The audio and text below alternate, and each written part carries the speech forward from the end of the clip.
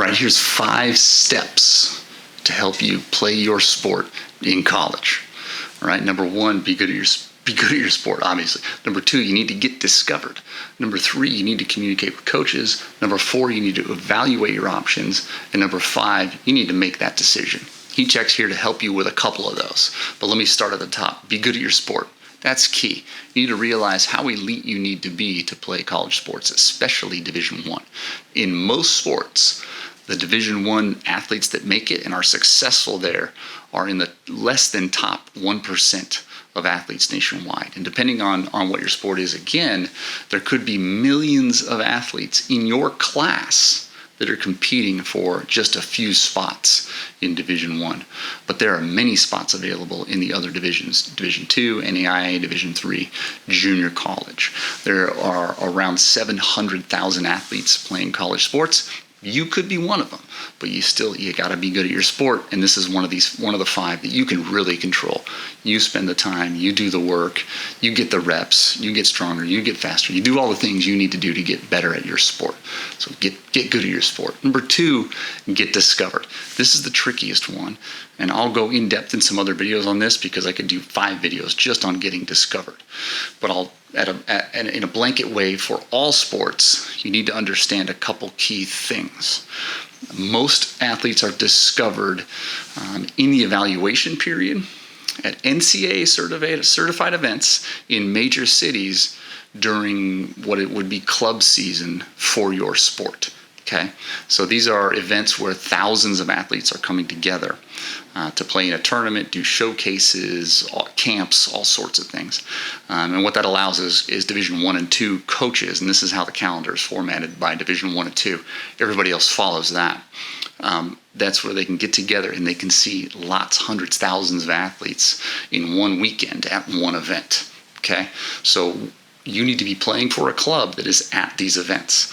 Are they in major cities? Are they during the evaluation period for your sport? And are they NCAA certified? And we'll talk about those things later. But I'll have links to the NCAA recruiting calendar below, and you can check that out for your sport and then compare it to what your club will be doing this year. Or if you're considering a club, you can then ask those questions. What events are you playing at during the event evaluation period? Where are they, and are they NCAA certified? So number 1, be good at your sport. Number 2, get discovered. All right. And number 3, communicate with coaches. This is really the first step where HeatCheck is coming in and helping you. Obviously, we can help you get discovered via communicating with coaches. But what we do is match you to schools and then give you a platform to communicate with coaches.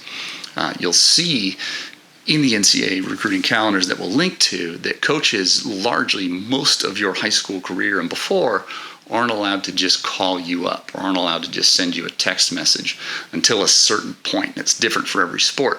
For example, in basketball, coaches can't call you until September 1st of your junior year in high school.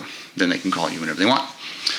Before that, it's up to you to reach out to coaches and show your interest and talk to them about their team, and try and get a feel for where you want to play.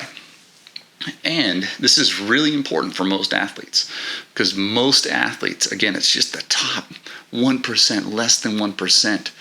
If you're not a top 100 player, maybe, for your position or your sport, you're probably not getting tons and tons of calls at whenever that point is coaches can call you, or you're not getting tons and tons of form letters and mailers from programs. That means it's on you to reach out to coaches to evaluate them. So that's what HeatCheck will do.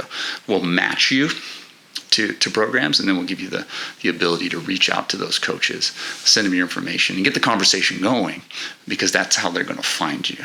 Because back to getting discovered, it's the lower level sports that aren't football and basketball. And definitely when you get to D2 and below, they don't have the budgets to travel around, go to all the events, subscribe to every recruiting service, all those things. They're dependent on their network of high school coaches and club coaches that know them to call them up and say, hey, I got a player you should be checking out.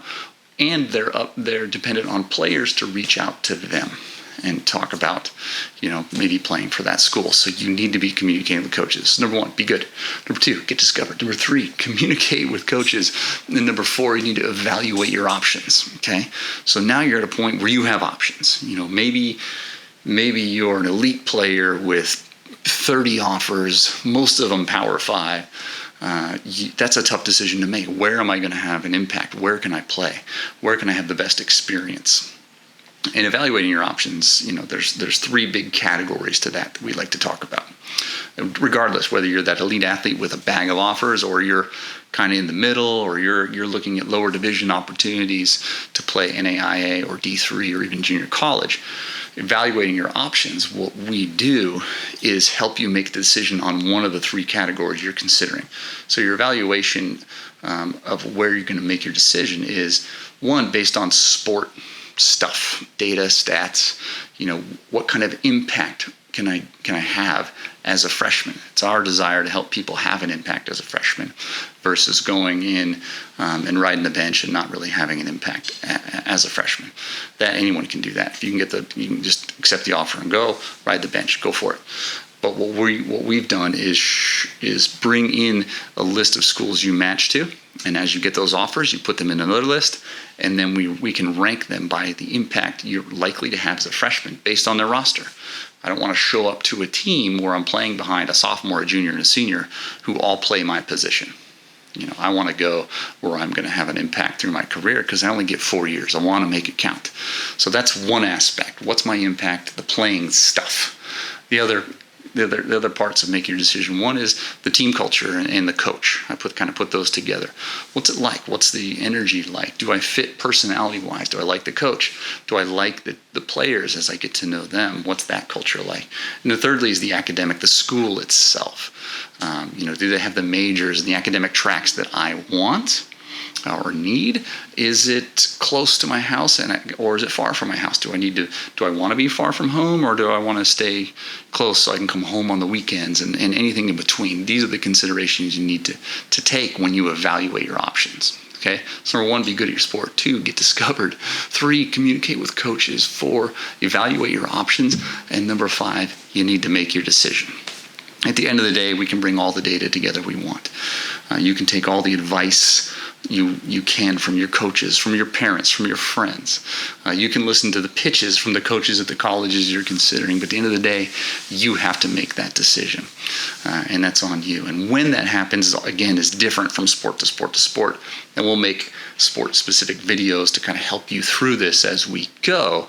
For example, what we're seeing in volleyball is, in women's volleyball, girls are committing as early as sophomores nowadays, and that can work because oftentimes at around that age, 16 or so years old, most females are done growing, and we have a good understanding of where they'll be athletically. And that in volleyball is less injury riddled because there's no contact, or there shouldn't be contact. So it works out that way. Where you get into football and basketball, athletes are committing more as juniors, sometimes early in their senior year. Most basketball players, for example, will commit just before they start their senior basketball season. So that's all. That's what you got to do. Be good at your sport. Get discovered. Communicate with coaches. Evaluate your options and make your decision. And we're here to help you find your team and fulfill that dream.